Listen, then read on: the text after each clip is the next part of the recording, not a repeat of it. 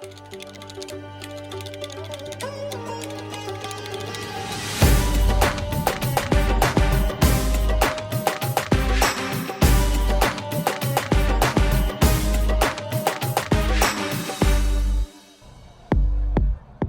guys, welcome back to Saree Not Sorry. I'm Medha. And I'm Shreya. This is the first episode of the Saree Not Sorry podcast. We made this podcast because we noticed a lack of South Asian representation in mainstream media, and we wanted to create conversation around that and help fill the void. But we realized y'all don't actually know that much about us. So Shreya, want to go ahead, take the wheel, and introduce yourself first? Sure. Hi, I'm Shreya Mathur. I'm from Princeton, New Jersey. I'm a freshman at NYU, and I'm currently in the Liberal Studies program. Medha, go ahead. Yeah, hi everyone. My name is Medha, as Shreya said before, and as I introduced myself, I don't know why I just said that. I'm originally from the Washington, D.C. metro area, and I'm studying computer science. I know I'm a really big nerd. I'm studying computer science at the College of Arts and Sciences at NYU, and it's also my first year here. So, now that we've given a quick rundown, Shreya, do you think it's time to get into the content and the super duper heavy stuff? Yeah, let's do it. Okay, so as we said before, South Asian representation in media was definitely lacking growing up. So, Medha, how did that affect you in your childhood? Yeah, well, first I should preface this with the fact that my childhood didn't actually include much mainstream media content simply because I exclusively watched South Asian content. That meant like Bollywood movies, Bollywood songs, Indian TV serials. Man, Ekta Yes. Kapoor was my life. Anything that she put out, I watched. No joke, literally anything. Like, even the big names like Ye Rishta Kya Kehlata Hai, and Oh my god. all of those. I watched all of those so dedicated. Dude, Akshara was my life idol. I wanted to be her. Now looking back on it, not the case anymore. No. But perhaps the reason for the fact that I had such an aversion towards mainstream media and only watched South Asian and consumed South Asian content was because of the lack of South Asian representation in general in mainstream media. I mean, because there was no one who looked like me or who acted like me, who had the same aspirations and stuff. Maybe like that's why I just never really got into mainstream media until the age of 14. And to give context, I am 19, so I really only have 5 years of pop culture under my belt.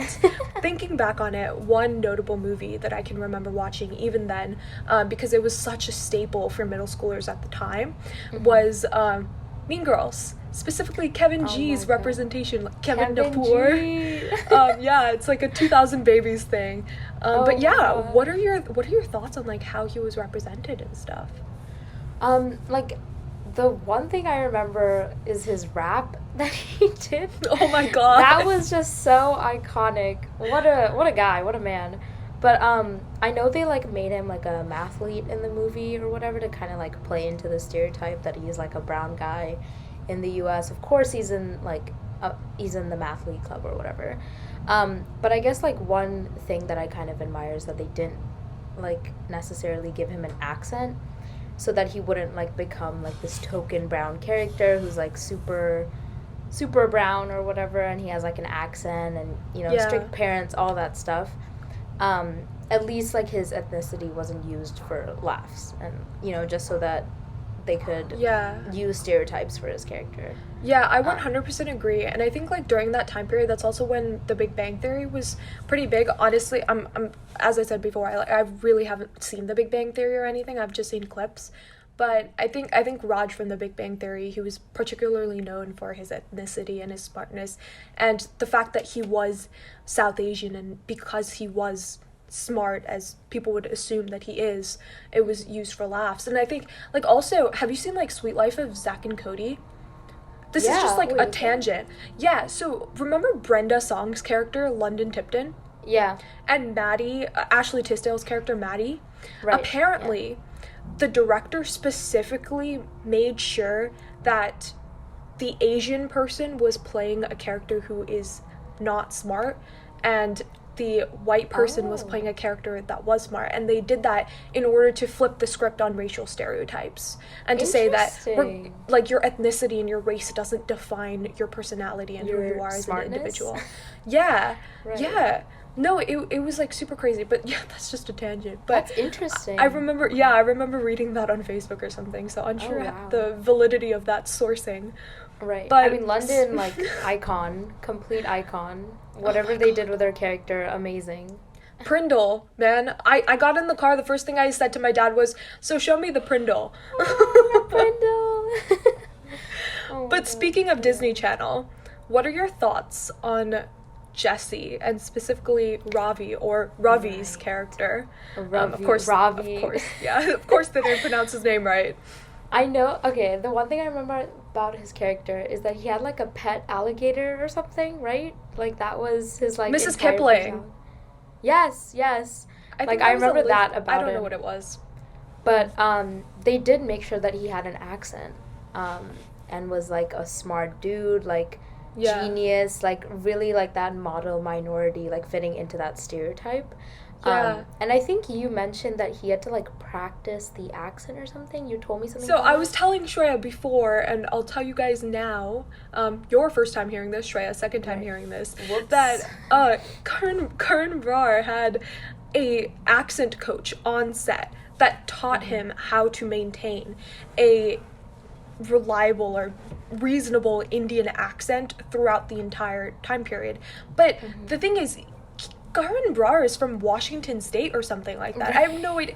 It was just so stupid and unnecessary. And like, the thing is, he was also so young when he moved to the US and was adopted by the family in Jessie. So his accent really should have faded away. But the fact that they kept it prominent and made it the butt of every joke and his ethnicity so clear from the beginning, it was just so weird. I mean, Shreya, didn't you move from India like around the same age that he did in the show? So like, you don't have an accent anymore. Like, what happened with that?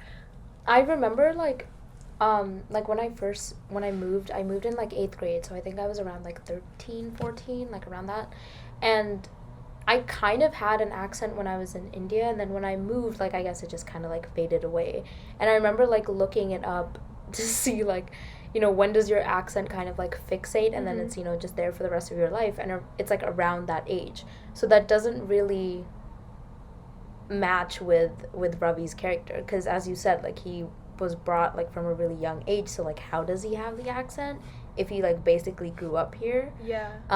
So it just kind of seems like they gave him the accent so that he would be, like, that token brown character, and they could, like every time he made a joke or every time they talked about him, it was just, like, focusing on the fact that he's brown, just so that, like, they have that representation or whatever.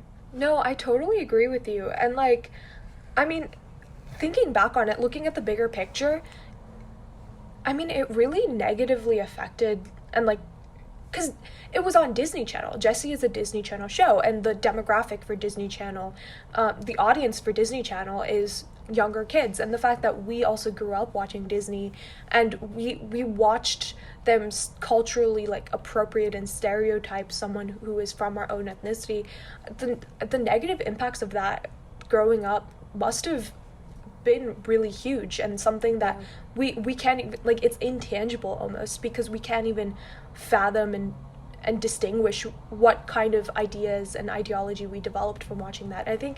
I guess that kind of adds to, like, FOB and ABCD culture and us internalizing that it's okay to do. I mean, Shreya, do you want to quickly define FOB and ABCD to the listeners who may not know what that is?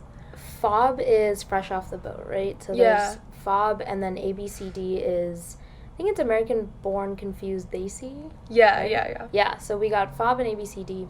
And what kind of, like, I learned about these terms, like, when I moved to the US, so this wasn't a thing, like, at all in India or Dubai or anything.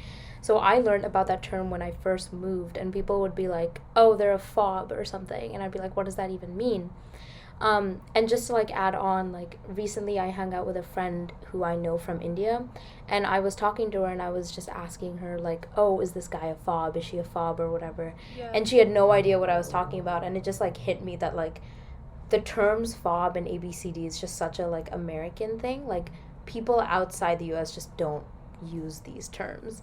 And so I guess it was just kind of like a shock because it was just like, it's just internalized racism. That's what it is. Right, It's right. people who are from the same culture hating on people who are too South Asian or too Right. conforming to their own culture. I mean, I'm lucky enough that like I went to a school where it was pretty diverse and we had a lot of like Asian representation, both East and South Asian.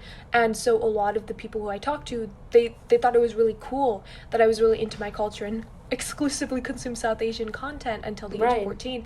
Like, obviously I got made fun of, but that was just light teasing. That wasn't like, oh my god, you're such a fob. But I think that if I went to a school that was a little bit more skewed, either like American, either like more of a Caucasian ethnicity or more of a South Asian ethnicity, I definitely would have been made fun of for that. And it just like, you know, it kind of reminds me of the TikTok trend. Do you remember like where people would post their DMs? Oh my god. Yeah. Yeah, and it's like, it's just like everyone was saying, like all the comments would be like, oh yeah, of course, like these girls would post their DMs and they're usually from like South Asian guys. Yeah, like older men. Yeah, and Yeah. this was like a huge trend, like probably a month ago, 2 months ago. Mhm. And all the comments would be like, oh yeah, of course it's a South Asian Right. guy. And it just like, Right. it kind of like, because we have such an internalized racism towards people who are of our own culture and people who embrace our own culture, I think it makes other ethnicities and like Caucasian individuals be like more okay with using our ethnicity as like a punchline. Right. Yeah. Yeah. Agreed. I just like I don't know, it makes me think about how like what you were saying about how like if you fit more into like the Caucasian part or if you fit more into the South Asian part. I just remember like when I moved from India to Connecticut, like obviously like it's this small town in Connecticut, like there were probably like 4 brown people in the entire high school.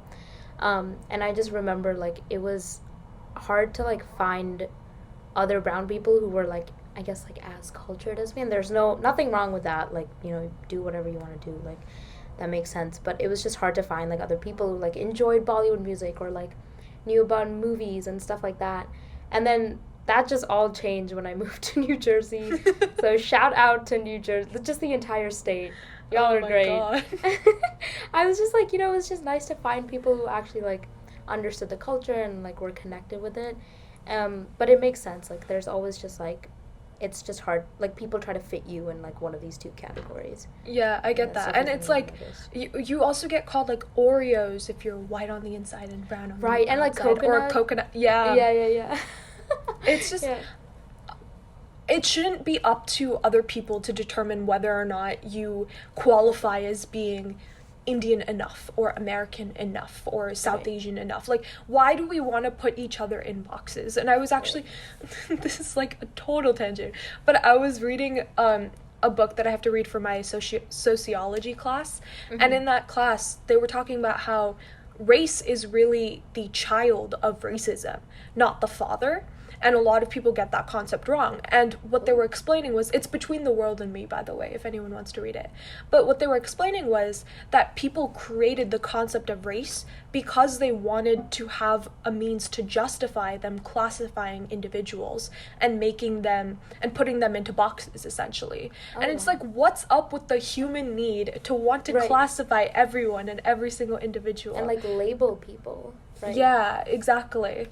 Oh, that's interesting. I think we should just like accept people for who they are. If people want to put labels on themselves to make themselves feel more part of their identity, that's great. But we shouldn't be Labeling imposing labels on other people. Exactly. Going back to like the fact that like people expect you to be a certain type of like South Asian person. I mean, that's exactly what like Mindy Kaling in The Office faced. Oh my god, yeah. Have you seen The Office? Yet another icon. Oh my god, yes. So like Kelly, do you remember the Diwali episode? Yep, that's like the only episode I remember for some reason. The Diwali one is just amazing. I think she just said that she knew that it was like the Festival of Lights, and she was like, that's all I know. And then Michael was just like asking her like all these questions and whatever.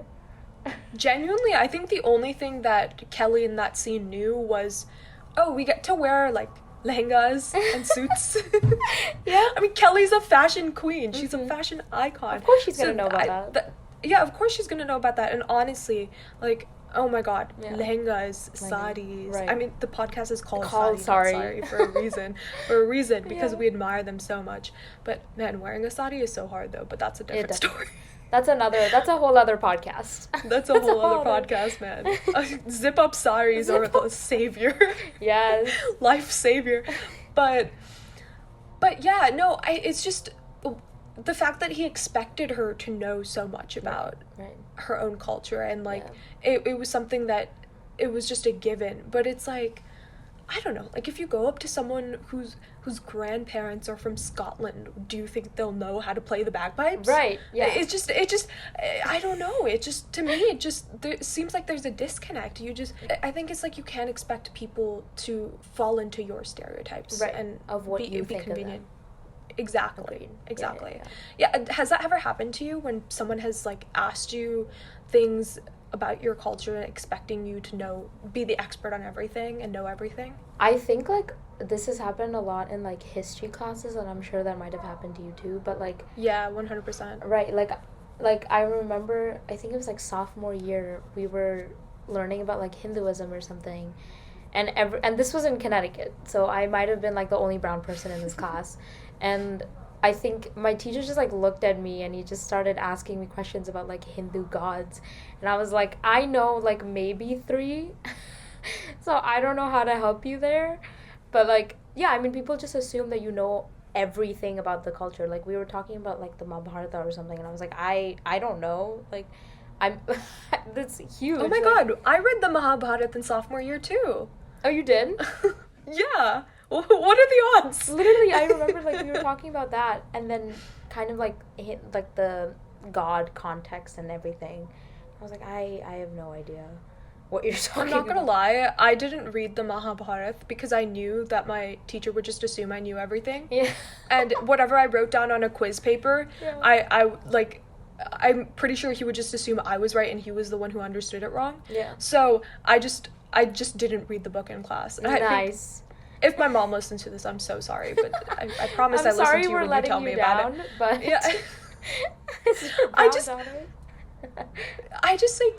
I was like, read a story that I've heard from my mom a billion times, or Right. watch TV. And Exactly. One of those one. Which one would we choose? Please.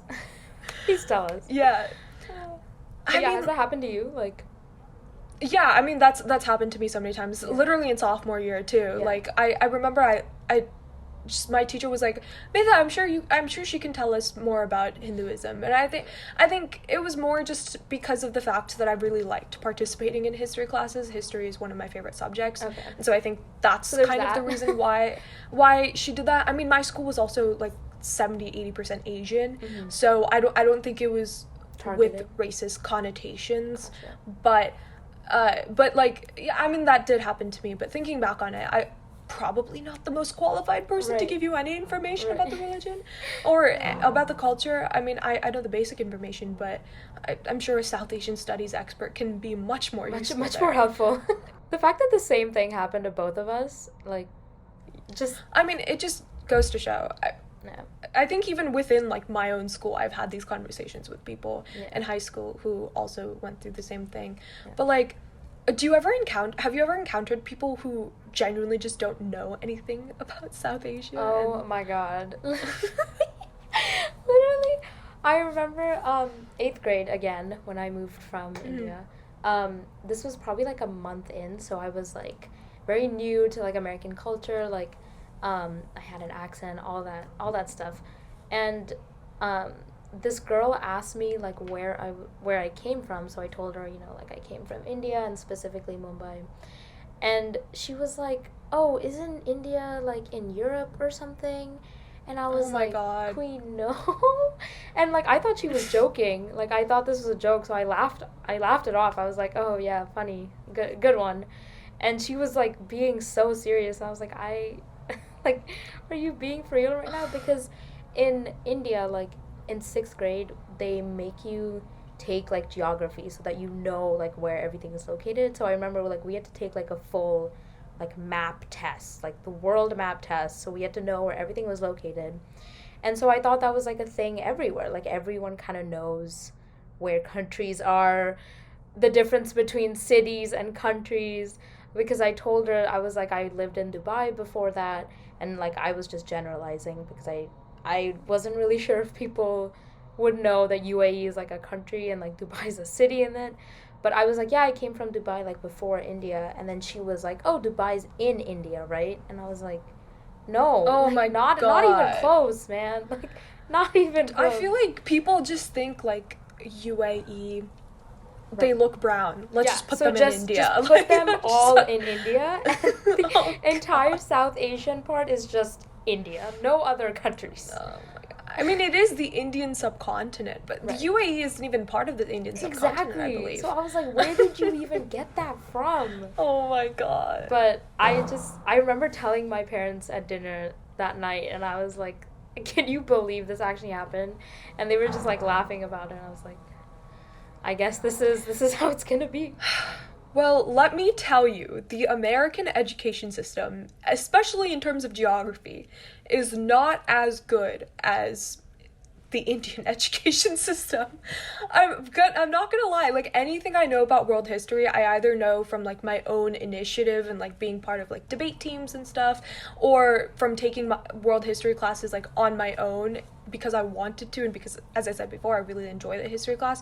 But all we learn in history classes, it's the American Revolutionary War in the context of America, the Spanish-American War in the context of America, World War I and II in the context of America. Like, we do not learn anything in the context of any other country.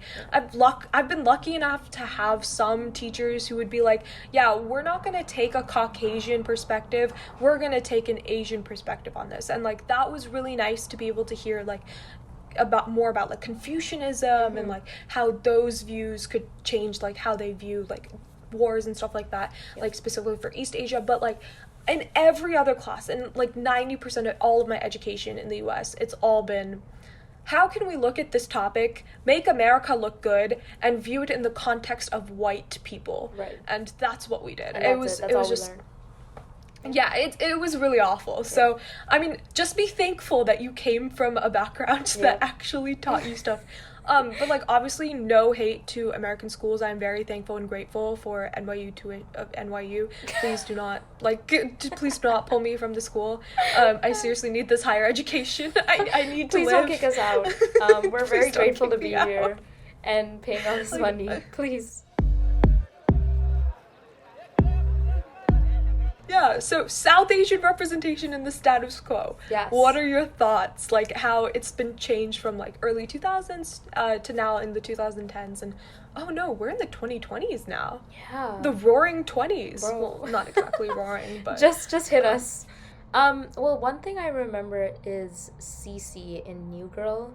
Again, beautiful show. yes, love that show. I just recommended the show to my brother, and he was like, okay, I'll watch it. He gave me his word. It was the first show I binged out of quarantine. Cece New Girl. So she was like one. I guess you kind of consider her as like a main character side. I don't know, whatever. But she's like brown and whatever, and there's like a whole thing about like the wedding and how she gets like an arranged marriage to Shivrang. And like that she's a model and stuff like that. So what are your thoughts on that? Okay, well, I actually really liked Cece's character. I will take issue on the fact that her name is Cecilia, but I know quite a few people who, like, their parents just didn't name them based off their culture, which is totally fine. But, like, Cecilia is such a weird name to give a brown person.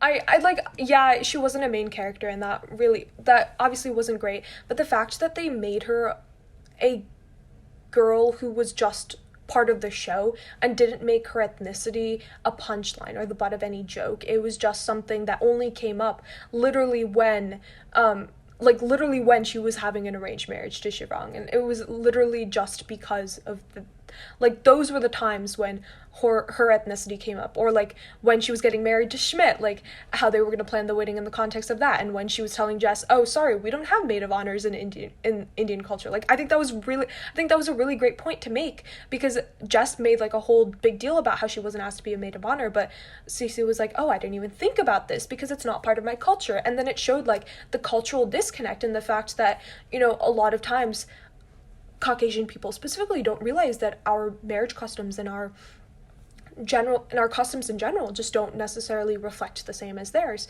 which I thought was a really nice scene to have, because really both of them didn't realize the other person's perspective, and so that kind of disconnect and how that challenged their relationships. But I really liked, just in general, how they didn't make her ethnicity the main point of her being in the show. It was as if it was like, it first came her personality and her character, although admittedly there wasn't much of that, but first came okay, listen, her only personality trait was that she was a model, but they made that her personality trait, which isn't something that is usually done. I mean, the fact that she was a model, not like a math nerd like Kevin G, it was so refreshing to see that she was actually someone who was valuable to the plot instead of her ethnicity being valuable to the plot line.